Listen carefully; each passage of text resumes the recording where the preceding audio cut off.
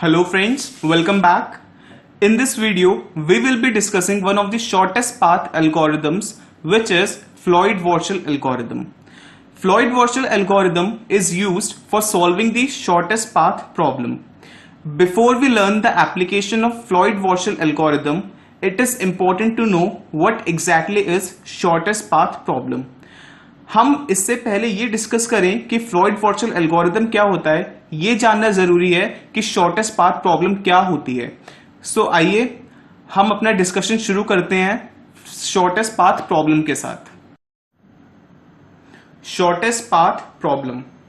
In graph theory the shortest path problem is the problem of finding a path between two vertices or nodes in a graph such that the sum of the weights of its constituent edges is minimized.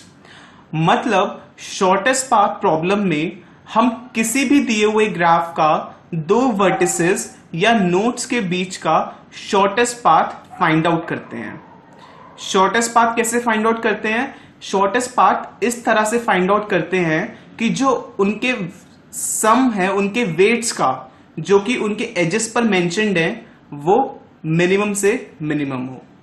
For example consider हमें ये एक graph दे रखा है जिसमें 1, 2, 3 and 4 ये इस graph के vertex कहलाते हैं और जो ये एरोज हैं जो कि इन वर्टिसेस को आपस में कनेक्ट करते हैं ये एजेस कहलाते हैं और जो नंबर्स इन एजेस पर लिखे हुए हैं they are called the weights or the cost of going from one vertex to the other vertex.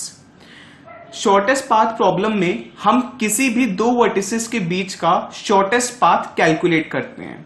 For example, हमें suppose vertex 1 और vertex 4 के बीच का shortest path find out करने के लिए कहा गया है. So हम इस ग्राफ में देख सकते हैं कि vertex 1 और vertex 4 के बीच कई सारे पाथ्स एग्जिस्ट करते हैं.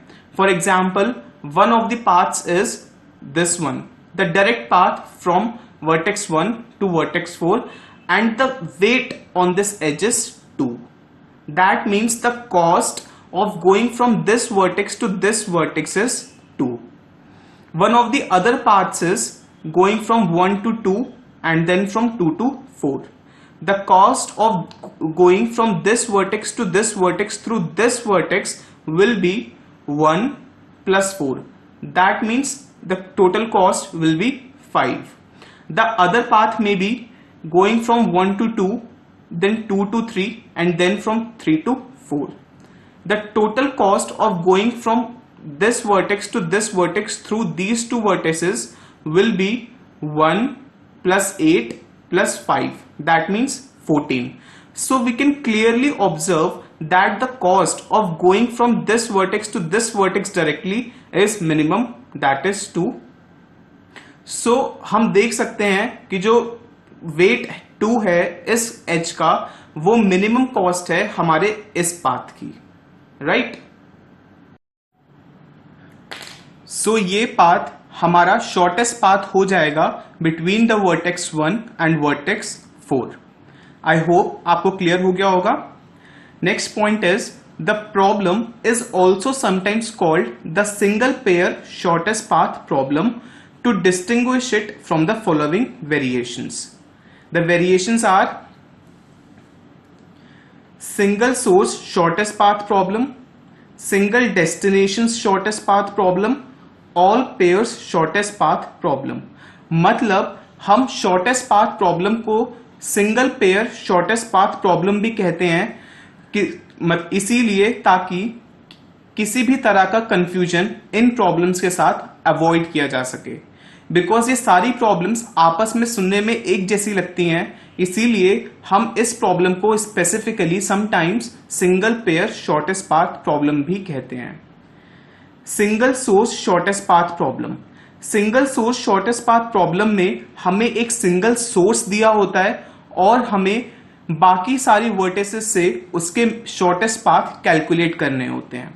फॉर एग्जाम्पल हमें वर्टेक्स 1 दिया हुआ है as source vertex and then हमें बाकी सारी वर्टिसेस से उसका शॉर्टेस्ट पाथ कैलकुलेट करना होता है single source shortest path problem में. The next kind of problem is single destination shortest path problem. इस प्रॉब्लम में हमें एक सिंगल डेस्टिनेशन दिया होता है और बाकी सारी वर्टिसेस से हमें शॉर्टेस्ट पाथ कैलकुलेट करना होता है. फॉर एग्जाम्पल हमें इस ग्राफ में दे रखा है vertex 3 as the destination, then हमें बाकी सारे वर्टिसेस से इसका शॉर्टेस्ट डिस्टेंस कैलकुलेट करना होगा single destination shortest path problem में. Then comes all pairs shortest path problem. इस प्रॉब्लम में हमें ग्राफ में सारे वर्टिसेस के बीच का शॉर्टेस्ट पाथ फाइंड आउट करना होता है. आई होप आपको क्लियर हो गया होगा इनके नाम से ही ऑलरेडी कि इन प्रॉब्लम्स में एग्जैक्टली होता क्या है. एक बार हम इनकी डेफिनेशंस भी देख लेते हैं.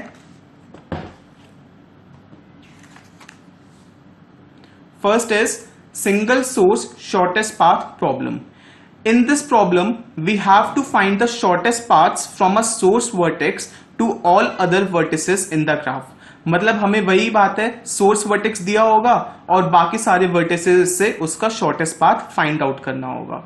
Next is single destination shortest path problem.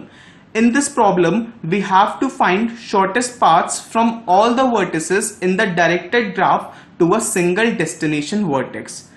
हमें सिंगल डेस्टिनेशन एक दिया होगा, डेस्टिनेशन वर्टेक्स दिया होगा और बाकी हमें सारे वर्टिसेस से उसका शॉर्टेस्ट पाथ फाइंड आउट करना होगा. Then comes all pairs shortest path problem. In this problem we have to find shortest paths between every pair of vertices in the graph.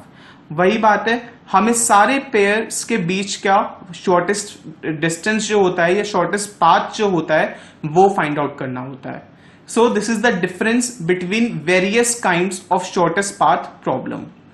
And let me tell you that Floyd-Warshall algorithm is used to solve the all pairs shortest path problem. हम Floyd-Warshall algorithm को all pairs shortest path problem solve करने के लिए use करते हैं. Right? Now let us study about Floyd-Warshall algorithm. Floyd-Warshall algorithm. The Floyd-Warshall algorithm is an algorithm for solving the all pairs shortest path problem. मतलब Floyd-Warshall algorithm को हम use करते हैं all pairs shortest path problem को solve करने के लिए. Now let us see the requirements or conditions which a graph should fulfill in order to apply the Floyd-Warshall algorithm. अब हम डिस्कस करते हैं वो सारी कंडीशंस जो कि किसी भी ग्राफ को मेट करनी होंगी या फुलफिल करनी होंगी ताकि हम उसमें फ्लॉयड-वॉर्शल एल्गोरिथम अप्लाई कर सकें. The first condition is graph must be a weighted directed graph. मतलब जो हमारा ग्राफ होना चाहिए वो वेटेड होना चाहिए और डायरेक्टेड होना चाहिए. मतलब उस ग्राफ में हर एजेस पर कुछ ना कुछ वेट प्रेजेंट होना चाहिए और जो वो एजेस होने चाहिए वो डायरेक्टेड होने चाहिए. The next condition is edge weights can be positive और नेगेटिव. मतलब जो उन एजेस के जो वेट होने चाहिए वो पॉजिटिव भी हो सकते हैं या वो नेगेटिव भी हो सकते हैं. The third condition is there should be no negative cycles. मतलब हमारे ग्राफ में कोई भी नेगेटिव साइकिल नहीं प्रेजेंट होनी चाहिए. What is negative cycle? A negative cycle is a cycle whose edges sum to a negative value. अगर हमारे ग्राफ में कोई भी साइकिल प्रेजेंट है तो जो उसके एजेस का सम होना चाहिए वो कोई नेगेटिव वैल्यू नहीं होनी चाहिए, अदरवाइज वो साइकिल नेगेटिव साइकिल बन जाएगी. Right? The main advantage of this algorithm is its simplicity. इस एल्गोरिथम को बहुत सिंपली अप्लाई किया जा सकता है और जो ये एल्गोरिथम है वो खुद में बहुत ज्यादा सिंपल है. सो यही इसकी मेन एडवांटेज है. Now let us discuss the asymptotic complexity और the time complexity of Floyd Warshall algorithm. The algorithm consists of 3 loops over all nodes and the most inner loop contains only operations of a constant complexity.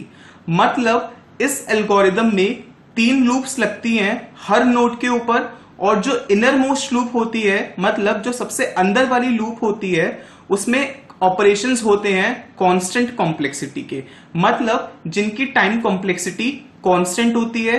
Hence, the asymptotic complexity of the whole Floyd-Warshall algorithm is big O of n cube। मतलब जो asymptotic complexity होती है, इसीलिए पूरे Floyd-Warshall algorithm की वो big O of n cube होती है, जहां पर n जो है वो नंबर ऑफ नोड्स हैं जो कि ग्राफ में प्रेजेंट हैं। आई होप आपको क्लियर हो गया होगा। Now let us discuss how to apply Floyd-Warshall algorithm, which is really very important. Now let us learn how to apply Floyd-Warshall algorithm through one problem. The problem is use Floyd-Warshall algorithm to find the shortest path between every pair of vertices in the given graph. हमें ये एक graph दे रखा है और हमसे कहा गया है कि हमें Floyd-Warshall algorithm को यूज करते हुए शॉर्टेस्ट पाथ फाइंड आउट करना है हर पेयर ऑफ वर्टिसेस के बीच। तो आइए हम Floyd-Warshall एल्गोरिथम लगा के इस प्रॉब्लम को सॉल्व करने की कोशिश करते हैं। सबसे पहले हम इस ग्राफ को यूज करते हुए अपनी इनिशियल डिस्टेंस मैट्रिक्स को लिखते हैं, जिसमें हम हर वर्टिसेस के बीच का जो पाथ हमें गिवन होता है और जो उस पर वेट प्रेजेंट होता है, हम वो इस मैट्रिक्स में मेंशन करते हैं। तो देखिए कैसे। Before constructing the initial distance matrix और एनी अदर मैट्रिक्स, हमें दो चीजें रिमेंबर रखने की जरूरत है, मतलब दो पॉइंट याद रखने की जरूरत है। पहला पॉइंट ये है कि बिकॉज मेरे गिवन ग्राफ में 4 वर्टिसेस प्रेजेंट हैं, तो मैं जो मैट्रिक्स कंस्ट्रक्ट करूंगा वो भी 4x4 ऑर्डर की बनेगी, जैसे कि मैंने यहां पर कंस्ट्रक्ट करी हुई है 4x4 ऑर्डर की एक मैट्रिक्स। एंड दूसरा पॉइंट ये है कि जो मेरी टोटल मैट्रिसेस बनेंगी इस प्रॉब्लम में, वो भी 4 ही बनेंगी इस मैट्रिक्स को छोड़ के। मतलब अगर हम इस इनिशियल डिस्टेंस मैट्रिक्स को कैलकुलेट ना करें तो इसके अलावा हमारी 4 मैट्रिक्स बनेंगी 4x4 ऑर्डर की। सो हम अपने अब एजेस का जो वेट है जो हमें गिवन है इस ग्राफ में, वो इस मैट्रिक्स में लिखना स्टार्ट करते हैं। ये है हमारा फर्स्ट वर्टेक्स। तो हम इस ग्राफ में देख सकते हैं कि जो हमारा वर्टेक्स 1 है उसमें से वो 2 पाथ्स कंस्ट्रक्ट करता है, या उसके 2 पाथ्स हैं। एक है जो वर्टेक्स 4 की तरफ जाता है और एक है जो वर्टेक्स 2 की तरफ जाता है। तो हम इस ग्राफ में वो मेंशन कर देते हैं, वर्टेक्स 1 गोज टू वर्टेक्स 4 1 के लिए, मतलब जो हमारा वेट है इस एज का वो 1 है, वो हमने यहां लिख दिया। और जो 1 2 पे जाता है उसकी जो वेट है उस पाथ का वो है 8। सो हम इसे यहां ऐसे मेंशन कर देते हैं। एंड वर्टेक्स 1 पे बिकॉज नहीं जा सकता, सो हम 0 लिख देते हैं, या वर्टेक्स 1 सेम है, so we will obviously write it 0। And because vertex 1 vertex 3 पर नहीं जाता है डायरेक्टली कहीं से भी, सो हम यहां पर लिख देते हैं इन्फिनिटी। आई होप आपको क्लियर हो गया होगा। अब हम बाकी सारे वर्टिसेस के लिए लिखते हैं। Now let us write for vertex 2। हम देख सकते हैं कि जो वर्टेक्स 2 है वो खाली वर्टेक्स 3 पर जा रहा है और इस पाथ का जो वेट है वो है 1। सो हम लिख देते हैं यहां पे कि वर्टेक्स 2 गोज टू वर्टेक्स 3 और इस पाथ का जो वेट है वो है 1। वर्टेक्स 2 और वर्टेक्स 2 बिकॉज सेम है, सो हम यहां पे लिख देते हैं 0, राइट। एंड बिकॉज वर्टेक्स 2 जो है वो वर्टेक्स 1 और वर्टेक्स 4 पर नहीं जा रहा है, सो हम यहां पर लिख देंगे infinity, right. Now let us write for vertex 3। We can clearly see that vertex 3 only goes to vertex 1 directly, and the weight of this edge is 4. So we will write it here 3 to 1, जिसका weight है 4. And because जो vertex 3 है वो बाकी किसी भी vertex पर नहीं जा रहा है, सो हम लिख देंगे इन्फिनिटी, राइट। एंड वर्टेक्स 3 और वर्टेक्स 3 सेम है, सो हम यहां लिख देंगे 0 and here infinity. Now let us write for vertex 4, vertex 4 goes to vertex 2 and vertex 3, और इनके जो वेट्स हैं वो है 2 और 9। सो हम लिख देते हैं यहां पर vertex 4 goes to vertex 2 with a weight of 2 and vertex 4 goes to vertex 3 with a weight of 9 and vertex 4 हम यहाँ पर 0 लिख देते हैं और यहाँ पर लिख देते हैं infinity because vertex 4 vertex 1 पर नहीं जाता है डायरेक्टली। सो ये हमारी इनिशियल डिस्टेंस मैट्रिक्स हो गई।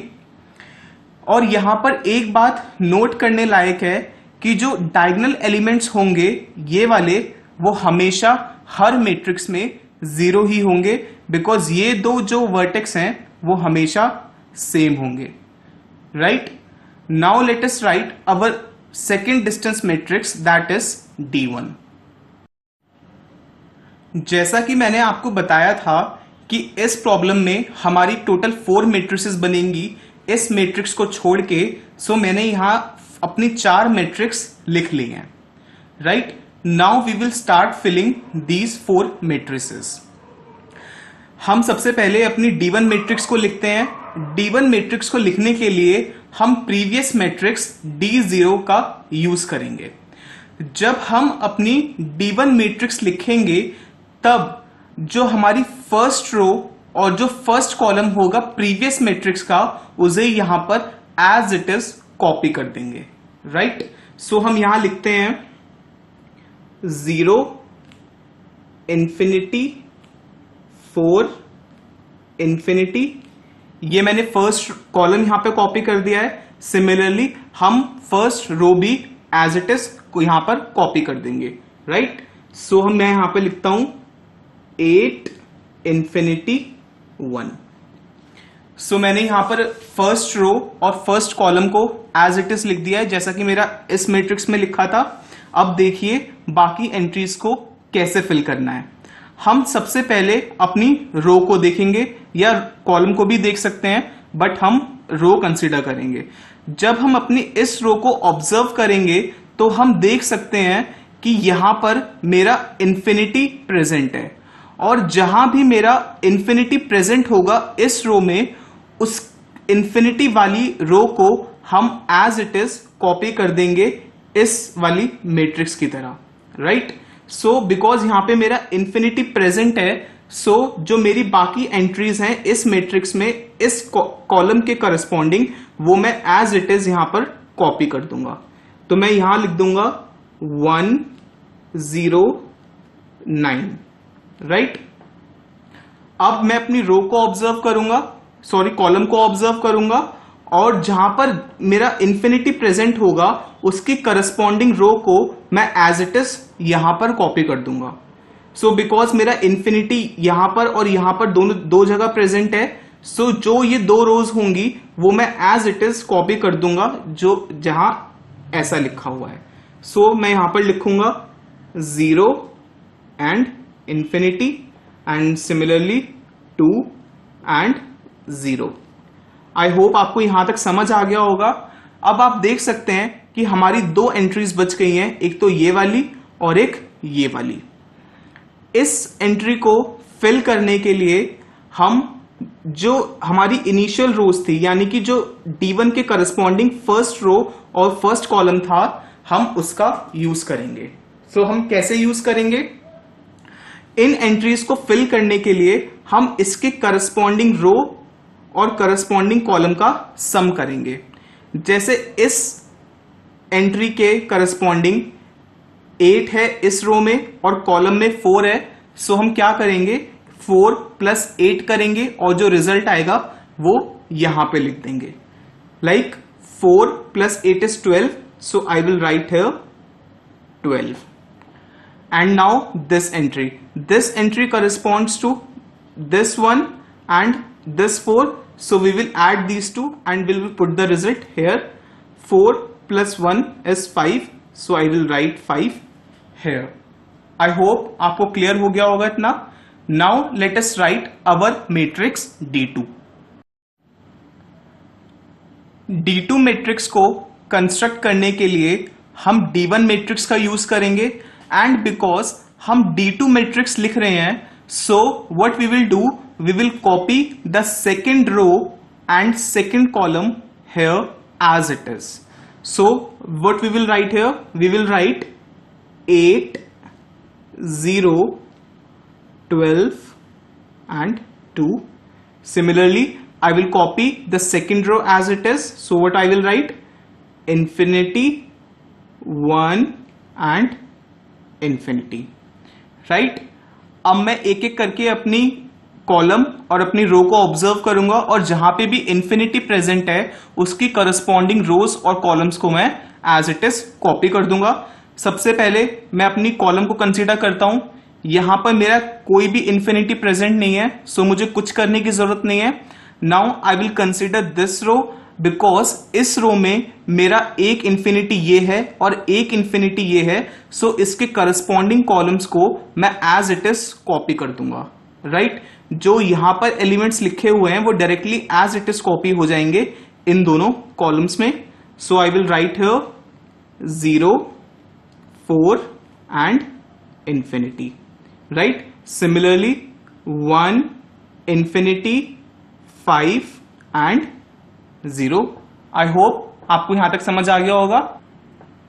Now we will fill these entries.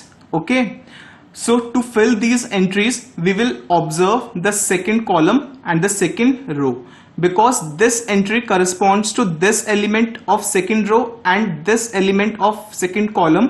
So we will sum these two elements and we will write the result here, that is 8 plus 1 will be 9. Right? Similarly, to fill this entry we will see this and this of second row and second column. So we will write the result here, that is 12 plus 1 will be 13. No, I will not write that here, because I told you already that the diagonal elements are always 0. So I will write here 0. Right? Now I will fill this entry, because this entry corresponds to this element of second column and this element of second row. So I will write the sum here, that is 2 plus 1 will be 3. Right? Now I will write my D3 matrix. Now because we are writing the D3 matrix, so what we will do, we will use the matrix D2 and we will copy the third row and third column as it is. So what we will write here, we will copy this third column and this third row as it is. So let me write here 9, 1, 0 and 3, and here 4, 12, 0 is already written, and then 5. Right? Now we will observe these two rows, this row and this column, and we will find where infinity is written, और फिर जहां पर infinity लिखा होगा उसके corresponding rose and columns को हम as it is copy कर देंगे. बट यहां पर हमारा कहीं पे भी infinity प्रेजेंट नहीं है, सो हम डायरेक्टली किसी चीज को यहां कॉपी नहीं कर सकते. And because we know that the diagonal elements are always 0, so I can write here 0, 0 and 0. Now we will have to find the values of the rest of the entries. Right? To find the value of this entry, we will see the corresponding third row and third column, and because this entry corresponds to this 12 and this 9. Right? So what we will do here, now to find the value of the rest of the entries, what we will do, we will do the same thing as we were doing in these matrices. So what we will do, to find the value of this entry, what we could have done, or what we will do, we will sum these two elements. This is third row and this is third column, so the corresponding elements of this entry are 9 and 12. सो यहां पर अगर हम इन दोनों का सम करेंगे तो कितना आएगा? It will come out to be 21, right? So हमें यहां पर लिखना चाहिए था 21, बट हम यहां पर 21 नहीं लिखेंगे, बिकॉज जब भी हम एंट्री अपनी फिल करते हैं इस रूल को अप्लाई करके, तो हम हमेशा चेक करते हैं अपनी प्रीवियस मैट्रिक्स, अगर उस करस्पॉन्डिंग पोजीशन के लिए हमारी जो एंट्री होती है वो ग्रेटर आती है, सो हम वो एंट्री ना लिखकर जो प्रीवियस मैट्रिक्स की एंट्री होती है उसे ही लिखते हैं। सो अगर हम अपना ये वाला रूल अप्लाई करते इन दोनों के सम वाला और यहां लिखते तो 21 वैल्यू आती, बट बिकॉज यहां पर उससे स्मॉलर वैल्यू 8 प्रेजेंट है, so we will not write here 21 and we will write here 8, right? Similarly, we will find out the other entries. To find out this entry, what we will do, the corresponding elements are 1 and 4, and because 1 plus 4 is 5, which is less than infinity, so what we will do here, we will write here 5. Now we will fill this entry. This entry corresponds to this element and this element. The sum of these two elements is 7, which is less than infinity, so we will write here 7, right? Now we will fill this entry. This entry corresponds to this element and this element. The sum of these two elements is 12 plus 3 is equal to 15, which is greater than 2, so we will not write 15 here, instead we will write this 2, so we will write here 2. Right? Now we will fill this entry. This entry corresponds to this element and this element. The sum of these two elements is 14, which is greater than 1, so we will write here 1 and not 14, right?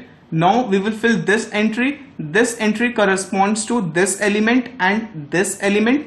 The sum of these two elements is 6, which is less than infinity, so we will write here 6.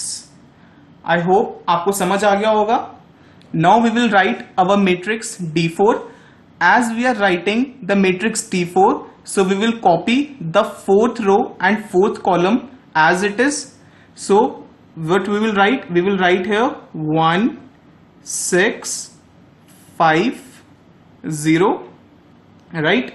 And we will copy this row as it is. So I will write here 7, 2, 3, 0, and because the diagonal elements are always the same, so what we will write here, we will write here 0, 0 and 0.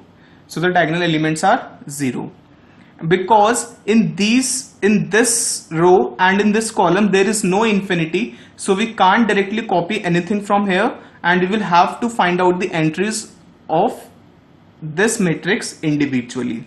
So to find out this entry corresponds to this 6 and this 7. The sum of 7 plus 6 is 13, which is greater than 5, so what we will write here 5, right? Now we will fill this entry. This entry corresponds to this element and this element. The sum is 2 plus 1 equals to 3, which is less than 8, so we will write here 3, right? Now we will fill this entry. This entry corresponds to 3 and 1. 3 plus 1 equals to 4, which is less than 9, so we will write here 4. Now we will fill this entry. This entry corresponds to 3 and 6. The sum is 9, which is greater than 1, so we will write here 1 and not 9.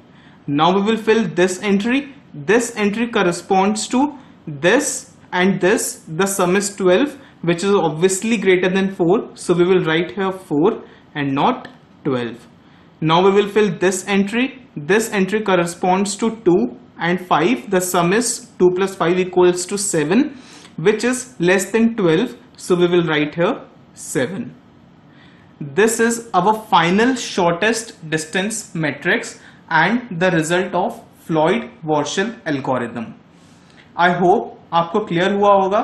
And remember जब हमने अपनी ये matrix लिखी थी D2 तब भी हमने वही रूल फॉलो करे हैं जो हमने इन दोनों मैट्रिक्स के कंस्ट्रक्शन के समय करे थे, बट हमने यहाँ चेकिंग नहीं करी थी. सो आप चेकिंग कर लेना यहाँ पर, बिकॉज अगर आप चेकिंग नहीं करेंगे सो आपका आंसर रॉन्ग हो सकता है.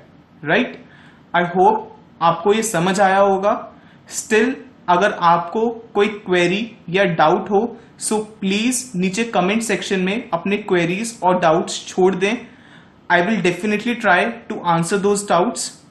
So this was all about Floyd-Warshall algorithm. Thanks for watching and please like, share and comment. And yes, don't forget to subscribe for getting the latest updates. Thank you so much.